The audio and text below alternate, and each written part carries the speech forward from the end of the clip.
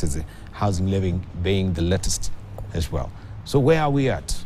Now this is a song that we will be singing and singing. I know our viewers also sometimes they just switch on and they say, oh my, we're still talking about AU, we're still talking about Raila Odinga, we're still talking about the same thing. So how do we slice this cow in a different way? Let's just begin with you, Brian Weke. First, I'm just wondering whether that cow is alive. It seems, yeah, look at the cow. Now, it's a skeleton, actually. You know, we have to understand history.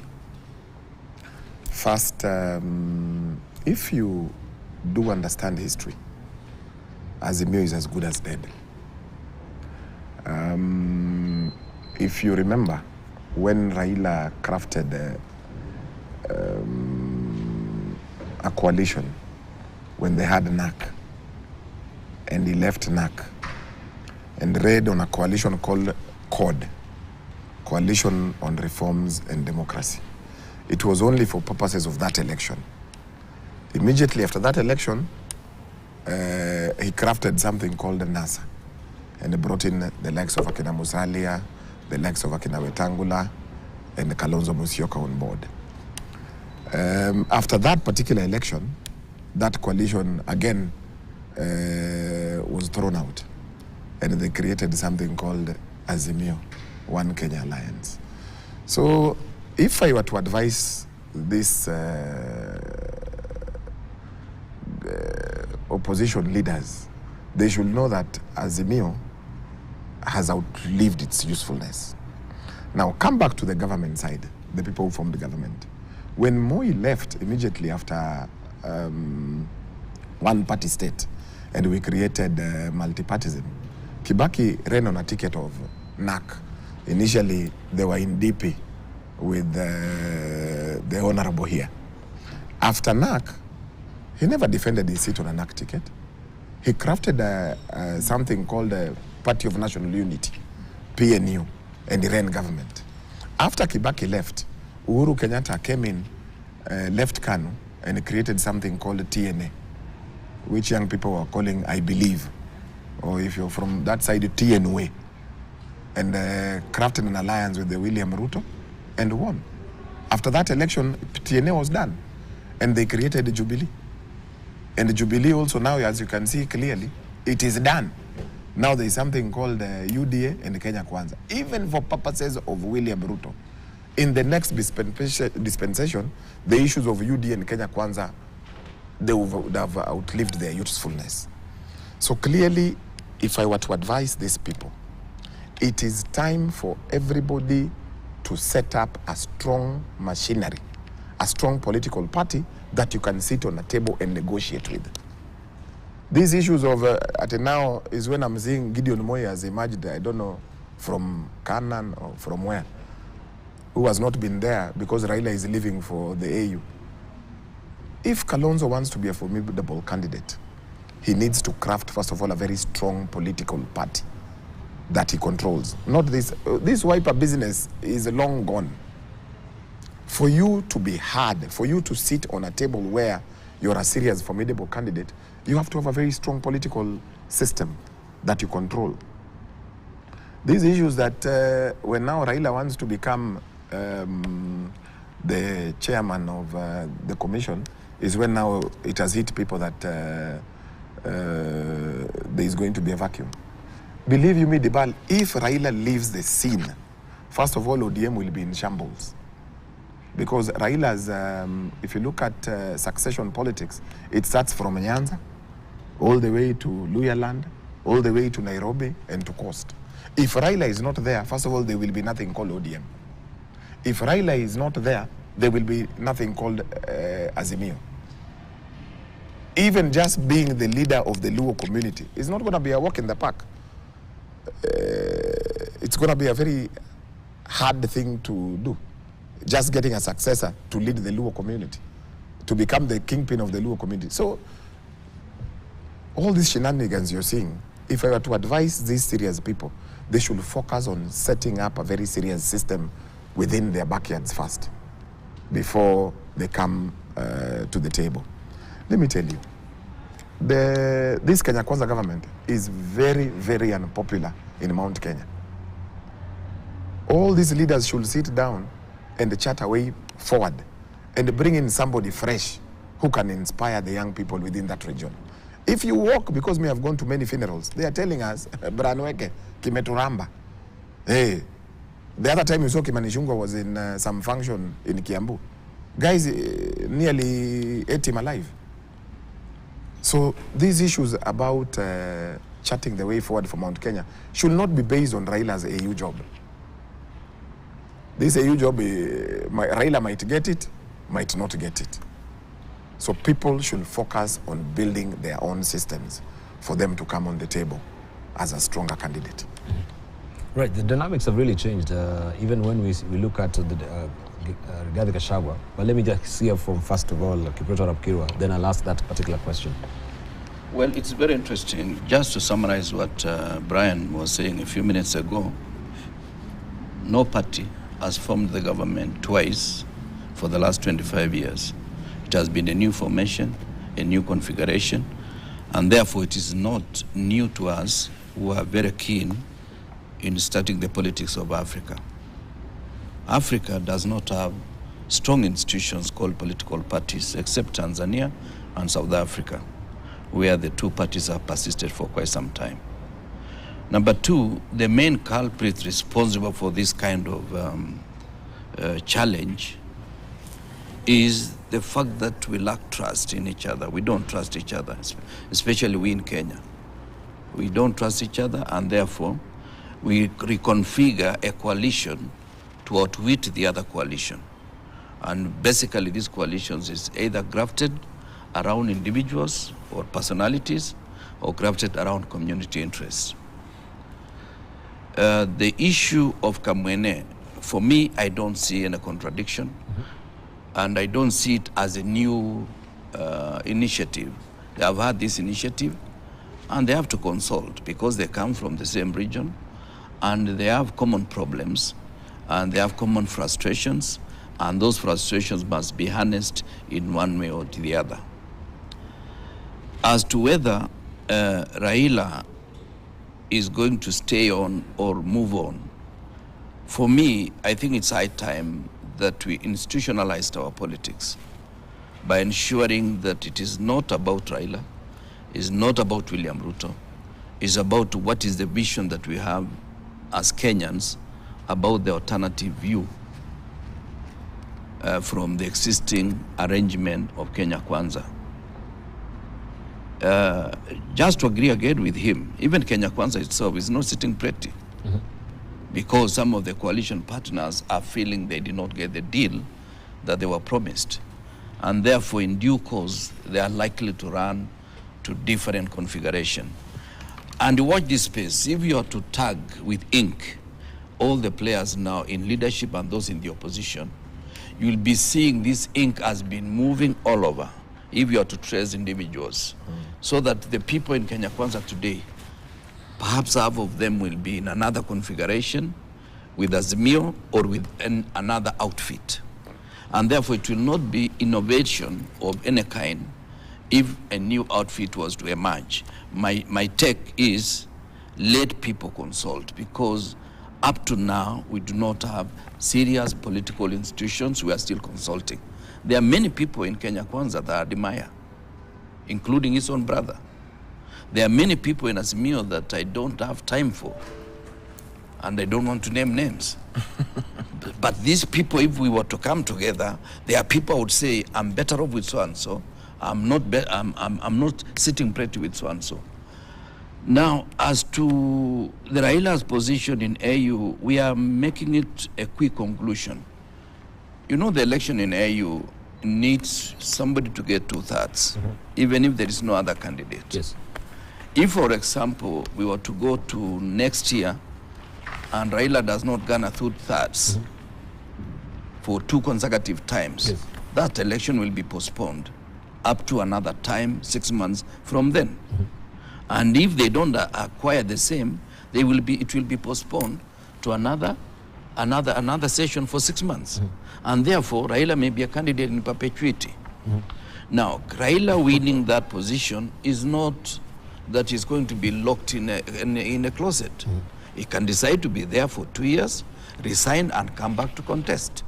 So at times we seem to be pigeonholing individuals in a way that Raila going there is a field day for us, those who want to emerge and take over Azimio or the successor of Azimio. I want us to think liberally that this position is good for Kenya. This position is good for Africa, given the profile Raila enjoys, both nationally and regionally. Regionally in the sense that the Horn of Africa, South Africa, and many other parts of the world. But there is no guarantee that that is going to be a walk in the park. You've seen Fausia Adam is running as a candidate. Somalia itself, they have their own misgivings about Raila. They believe Raila believes in a system that is not what they believe in as the people of Somalia. So our candidature may not be actually a product of a desire to win. It may be a product to scuttle the process. All these things must be put on the table if we are really to analyze something effectively. Now, said and done, there is this issue of people wanting to do away with those of us who have been in this town for slightly longer. Remember, even younger people lose elections. So George Weah lost election to a guy who is 12 years older than I am, Joseph Boykai. So even younger people lose elections to older people. And therefore, winning an election is not a guarantee that you'll be there for the full term of 10 years or 20 years. You can lose elections. We've seen even at the constituency level, if somebody goes to a constituency, he has run before. I'm not suggesting I'm going to Cherangani. He can win an election on the basis of what is relevant at that particular time. So my take, and this, if any advice has to be given to Kenyans, let us not start writing obituaries of individuals. Let us be sober about this. Let us look at what are the issues that are relevant to Kenya now and in the next 3-4 years, so that President Ruto will win or lose the next election on the basis of his performance and the promises he gave to Kenyans, not on the basis of whether he supports Raila or he does not support him. Yep. All right. So when you come to Mount Kenya, because looking at Kamwene, as we've heard, that now they will be having a meeting in April to express also their own interests and frustrations as well. It seems from both sides of the camp, Kenya Kwanza Coalition and Azimio La Umoja, One Kenya, there is an expression of displeasure and disquiet of the in-runnings or the runnings of these affairs within these two coalitions. First of all, there was fire that actually was imploding within UDA regarding the Mount Kenya region and the way they're feeling that they're frustrated in that particular coalition, or Kenya Kwanza coalition, so to speak. We've had Omatinga. Until now, we had the deputy president saying, hey, we should be speaking in one voice. We've seen things have quieted. But this one is just showing that they are blowing embers and undercurrents that are still, flowing beneath that has not been expressed. And the same is happening within Azimio. So the question is, will both camps that are feeling frustrated may join up with Mother Karua, with the Kamwene, and also a section of Kenya Kwanza from the Mount Kenya region, ganging up, so to speak, for the next contest that is coming? What do you foresee in your tea leaves, Professor? Thank you, Edward. I think before I enter into that, I just want to comment on the personality of Raila Amolo Odinga, who has evoked a lot of discussion in this country because of his candidature as chair of African Union. I like his energy and enthusiasm he has in politics, and the way he can move the crowd. But before I come to Mount Kenya, it's like the politics of Kenya, definitely by 2027, the next general election, they have to take a different shape altogether because of various things that are happening. And I like the discussion where we are talking about that political parties in our context do not mean a lot. What takes the day is the person leading the party. So you find that there is a political party, and there is the person, the party leader, and the followers. So the more popular the party leader is, the more the party becomes popular. So separating the party and the leader sometimes is very, very challenging. That's why you see that whether Raila wins, especially if Raila wins the positions he's looking for, Azimio will never be the same again. That is for sure, because without Raila, there is no Azimio. So people will start now, fighting and seeing how they are going to survive politically. Coming to Central Kenya or Mount Kenya region, you find there is Kamwene, people saying, oh, Kenya Kwanza is not popular, and Azimio and all these things. But I think these are just talks. And in any government which is in power, is there, stands to be criticized by the people, by the general public, because now they are the ones who are making decisions and policies of this country, and then governance and all issues regarding governance. They are the ones But responsible. from your assessment... so in my own assessment... If you're on the ground, what is the feeling? Because you've been on the ground as well. On the ground, the government is okay, and apart from few people who are complaining because they are not in the government. If you are not in the government, as my colleagues say, if you are not in the government, of course, you start criticizing. If you are in the government, you don't criticize. But if you are not, then you find a few people complaining because, of course, they have been excluded. But in the absence of Kenya Kwanza, what would be the best alternative in Central Kenya? Definitely they don't have. That's why you find Kamwene, they are coming up. But may I say something, Debar? The politics of this country have shifted from boardrooms because people on the ground want to listen to you, to me, and to that politician and what you can offer as a leader. Gone are the days when people used to stay in a meeting like where we are here and then decide for the people. People want to hear you. It doesn't matter whether you are an old politician, a older politician, or a younger politician. It doesn't matter who you are. But you find that Kamwene will come in a boardroom and decide for the people. But I would like to give a free advice. These people should go to the grassroots level and find out. And actually, Kenya Kwanza won, people didn't know whether they will win because they went to the ground. Most of them, they were on the ground. And me as a resident of Central Kenya, I could hear people saying, and people were repeating the same statement I'm making here. In the absence of this Kenya Kwanza, what could be the alternative? They didn't vote for Azimio. And that's where they lost. That's where the problem is. So my free advice is that if the Kamwene and the people from Central Kenya want really to be included in the government 2027, they should listen to the voices of the people and they go to the grassroots level, not in the board meetings. Those will not help a lot because we want to hear what the Common Mwananchi is saying. And the person who is closer to Common Mwananchi, doesn't matter where you come from, is the one who just get the vote. All right. 8 o'clock on the nose. We're going to take a short break right now. It's time to, of course, also pay our bills here. When we circle back, I think serious questions are being raised here by our panelists regarding the future of Kenya Kwanza as it is. There's that aspect of us also building your party, predicating it on a personality, and when things fall apart, when the center does not hold, things fall apart, right? So what does this really bring to bear in terms of our political party structures moving forward, where we are building around a personality, and when that personality is away, we are losing direction completely. And this is what we can see happening right now with Azimio moving forward. And also the emergence now also of Gideon Moi. From obscurity back to politics, is there a formation or a bring back of One Kenya Alliance as it